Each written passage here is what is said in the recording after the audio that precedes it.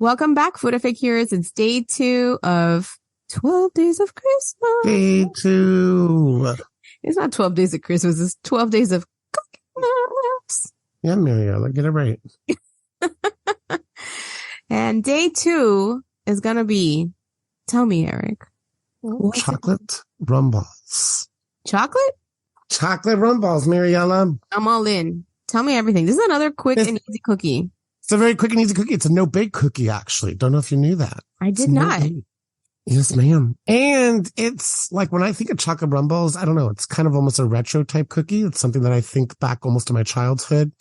When you were getting drunk on chocolate rum balls. When I was getting drunk on chocolate rum ball cookies. So, what all's involved in this? It's really easy. It's a lot of stuff we have at home. Mm-hmm. So you need Nilla wafers. Just let you know, 1 box of Nilla wafers actually makes 2 batches of rum ball cookies. Just let you know that. How many is in there in one batch? I have no fucking clue, but I do know. How many does it make is my question. Oh, a batch should make like, that's how big you make them. It should make at least a dozen rum balls. Okay, cool.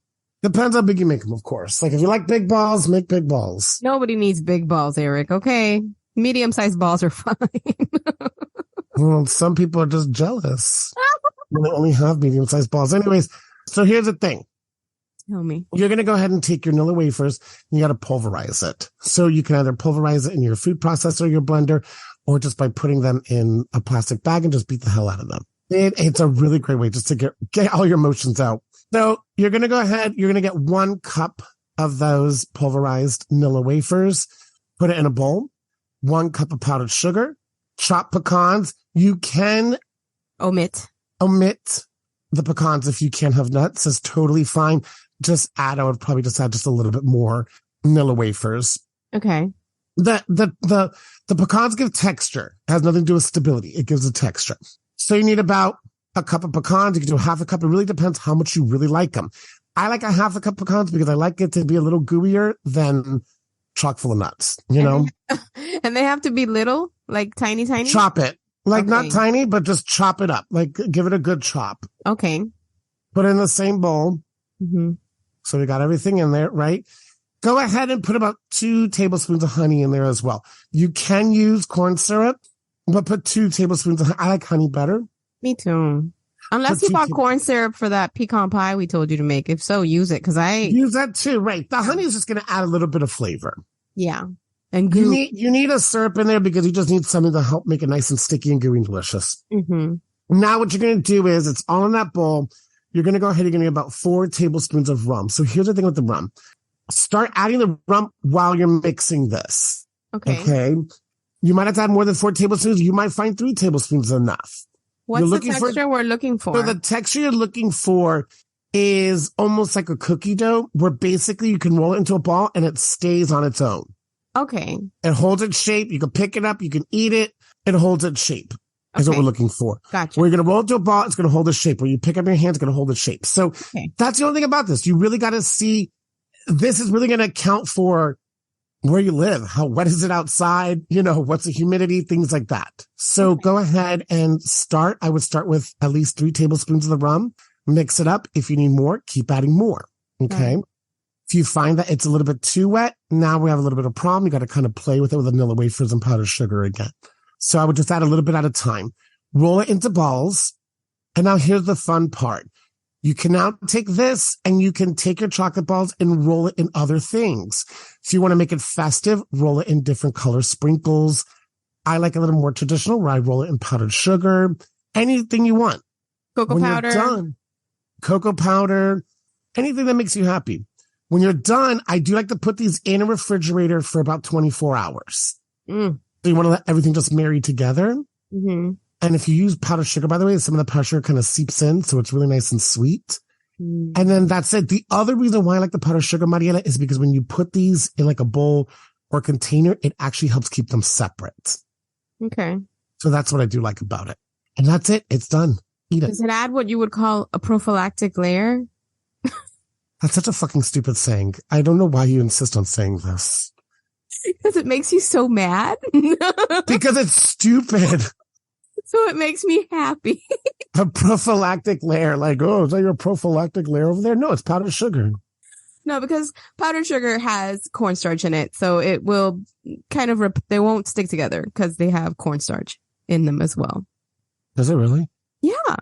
You didn't know that? No. Absolutely. Yeah. That's why it doesn't all clump together in the bag. I mean, it needs cornstarch to mingle.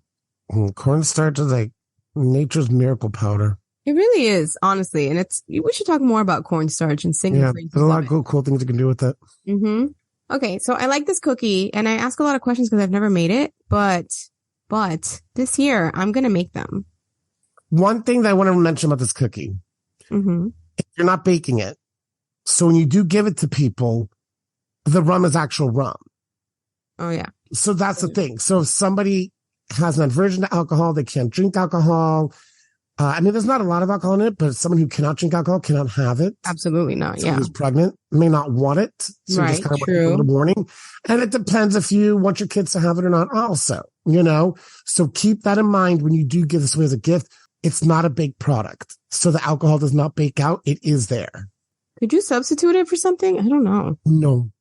I don't think so, right? No. I think there's not a substitute.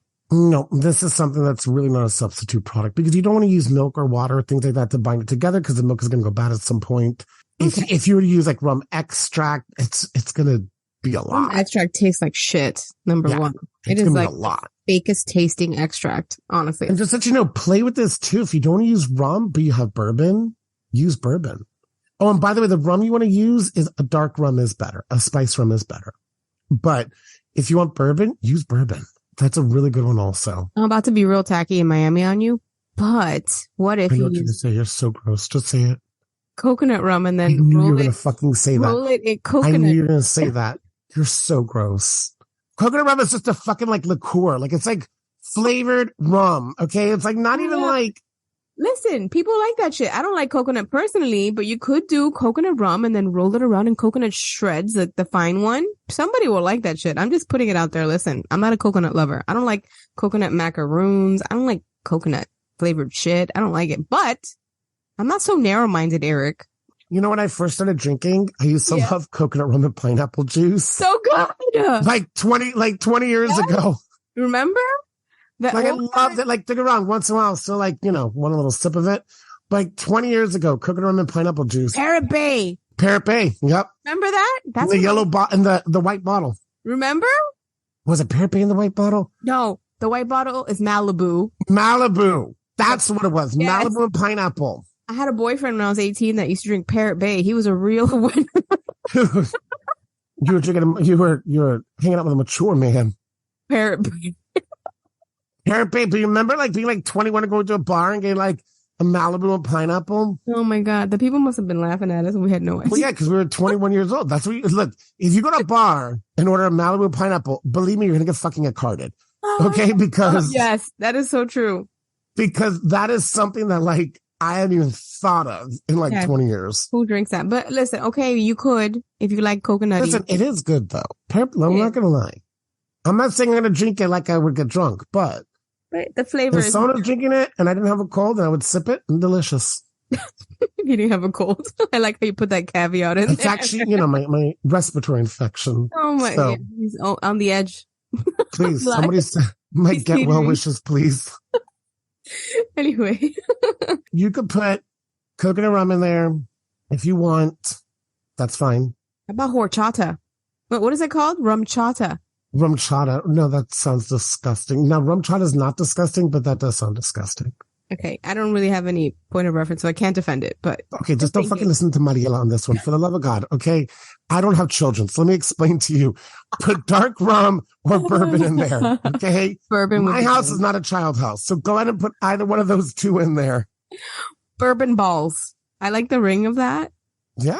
That must be a thing, right? I don't know. No, for sure it is. For sure it is. Anyway, this sounds good because it's another no bake. Yep. And it comes together relatively quickly. The only thing that takes time is having it set. And you can add it to your cookie box without any issue, which to me, time saving is paramount when it comes to these projects. Yep. So I love it. And make it simple. There are some recipes out there that talk about bake a vanilla cake, let it dry out. No, just make it simple. Use the vanilla wafers. You're not going to taste a difference in it. Yeah, no, cake. That's a cake ball. What's wrong with people? Right, that's exactly what I thought. It was just a boozy cake ball. No, don't do that. Cake pop, boozy cake pop. No. My kids were talking to me about cake pops the other day, and I was like, they're so fucking gross. They're just Ryan fucking loves cake pops, and they're nasty as shit. It's like goop cake. Like, people have to touch it and squish it to create it, and it makes me want to vomit just thinking about it. Mix it with you just take icing and mix it with icing. It's like cake vomit. All right, anyway. Look, there's a freebie for you guys. Like, you just mix cake with icing and you make a cake pop. Yeah. But don't make it because it's fucking disgusting. Gross. Anyway, that is day 2 of our Christmas. Gosh, I keep fucking up the name of our 12 days of CookieMas. That's right. I did it right that time. You did, Marty. You did. We are very excited about this series. As you can tell, we have many opinions on cookies, and we're sharing all the good ones that are easy for you to make and giving you clear instructions so that you can really kick ass this Christmas season. Do it. We're rooting for you. We'll see you tomorrow. Take care. Bye-bye, guys.